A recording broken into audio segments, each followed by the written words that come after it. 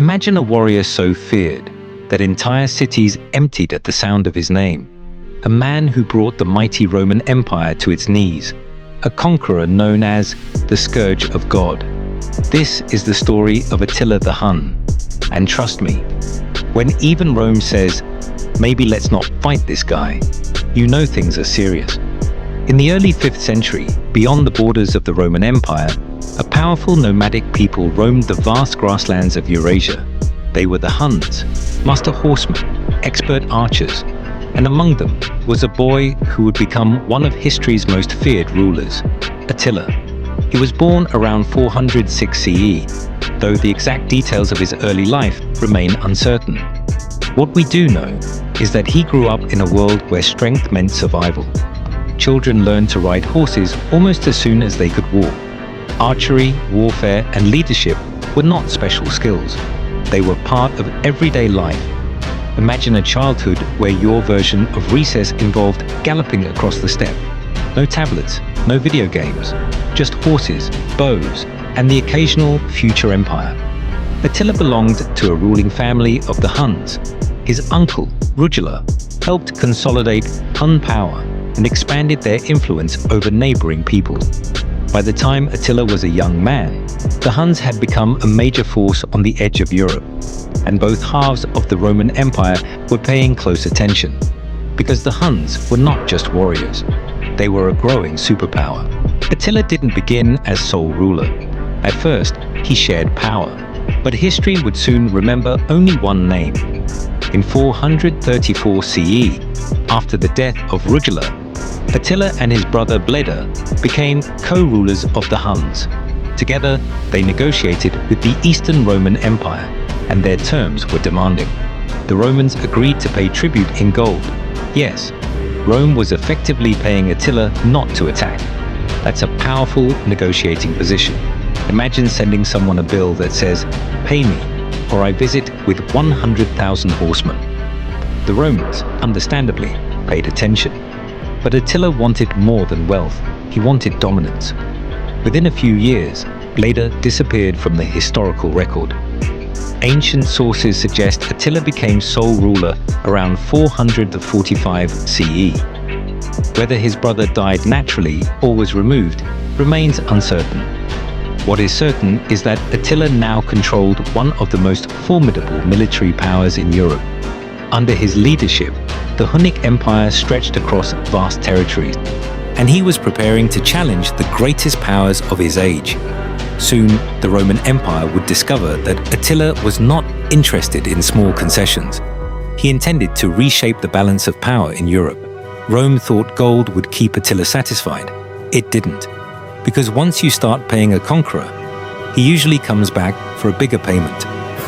By the 400s and 40s, Attila had become the undisputed ruler of the Huns, and he was ready to test the strength of the Eastern Roman Empire. The Eastern Roman Emperor, Theodosius II, had agreed to pay tribute to the Huns, but tensions rose over disputed treaties and border incidents. Attila used these disputes as justification for war. In 441 CE, Hun armies swept into the Balkans. Cities fell one after another. Fortified towns that had stood for generations were overrun. Ancient chroniclers describe devastation across the region. The Romans increased tribute payments, but peace remained fragile. Attila had demonstrated that he could force one of the world's greatest powers to negotiate on his terms. And this was only the beginning. Because Attila's ambition stretched far beyond the Balkans. Soon, he would turn his attention west, toward the heart of Europe, and toward a confrontation that would decide the fate of empires.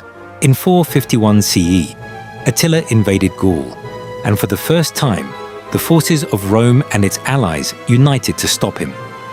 Attila crossed into Gaul, modern-day France, with a vast coalition of Huns and allied warriors. Cities were threatened, panic spread. Then a remarkable alliance formed. The Roman general Flavius Aetius joined forces with the Visigothic king Theodoric I. Together, they confronted Attila at the Battle of the Catalaunian Plains. It became one of the most significant battles of late antiquity. The fighting was intense. Theodoric I was killed, Both sides suffered heavy losses. Attila eventually withdrew from Gaul. Historians still debate whether the battle was a decisive defeat or a strategic setback. But one thing is clear: Attila had been checked. For the first time, Europe had shown that even the most feared conqueror could be resisted. Of course, Attila was not the type to retire quietly. He had already begun planning his next move, and this time, his path led directly toward Italy and Rome itself. Attila had already shaken Europe. Now he was marching into Italy, and for the people of Rome, it felt like the end of the world. In 452 CE, Attila launched a major invasion of Italy. His armies crossed the Alps and advanced into the heart of the Western Roman Empire. One of the most famous cities to fall was Aquileia. Ancient writers described the city as being devastated after a prolonged siege. News of Attila's advance spread panic throughout Italy. Refugees fled. Roman authorities struggled to respond, and the reputation of the Huns only grew. Contemporary accounts portray Attila as a leader who inspired fear across the empire. When his cavalry approached, many believed resistance was futile. Yet even the most powerful conquerors faced practical challenges. Disease affected the invading army.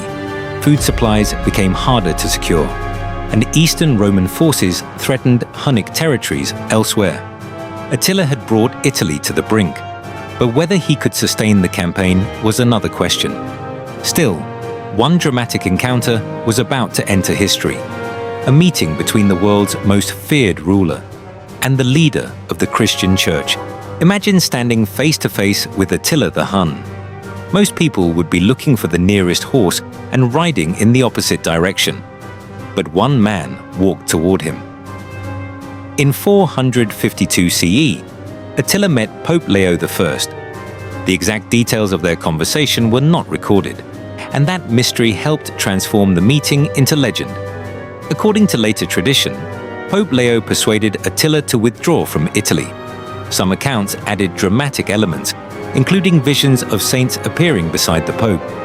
Historians, however, point to more practical explanations. Attila's forces were dealing with disease and supply problems. The Eastern Roman Empire posed renewed threats, and the campaign may already have become too costly. Whatever the reasons, Attila turned back. Rome was spared, and Pope Leo's reputation soared. As for Attila, he returned to his empire undefeated in battle. But fate had one final surprise waiting for the Scourge of God. And it would come not on a battlefield, but during a wedding celebration, after terrifying Rome, after conquering vast territories, after surviving countless battles. Attila the Hun died in the most unexpected way possible, and no one saw it coming. In 453 CE, Attila married a young woman named Ildiko. For the ruler of the Huns, it should have been a night of celebration, a feast, music, wine, and a powerful king enjoying yet another triumph.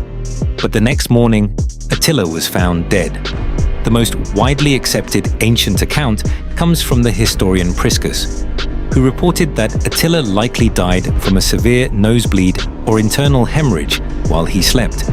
No enemy army, no dramatic battle, just a sudden death during the night. Of course, rumors spread immediately. Some claimed he was assassinated, others suspected poison. And because history loves a mystery, those theories have never completely disappeared. Imagine being one of history's most feared conquerors, only to be defeated by your own body. Attila spent his life outrunning armies. Turns out, he couldn't outrun biology. His warriors mourned deeply. According to later accounts, they cut their faces in grief so that the greatest warrior should be mourned with blood, not tears. Then they buried him in secret. Legend says he was placed in 3 coffins: gold, silver, iron. And the men who dug the grave were allegedly killed to keep the burial site hidden. To this day, Attila's tomb has never been conclusively identified. The man who made empires tremble vanished into history. Attila ruled for less than 2 decades, but his name survived for more than 1,500 years. That is the mark of a true historical legend. After Attila's death, the Hun Empire fragmented rapidly. Without his leadership, the coalition he built could not hold together. Many subject peoples broke away. Within a few years, Hunnic dominance in Europe had largely ended, but Attila's reputation endured. To the Romans, he symbolized devastation and fear. To later traditions, he became a larger-than-life warrior king. Historians today view him as one of the most influential figures of late antiquity.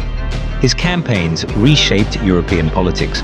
They exposed Roman vulnerabilities, and they accelerated changes that transformed the ancient world. Attila also became a recurring figure in literature, folklore, and film, sometimes portrayed as a barbarian destroyer, sometimes as a brilliant military leader, and sometimes as both. So who was Attila the Hun? A ruthless conqueror? A strategic genius? A product of a violent age? Perhaps all three.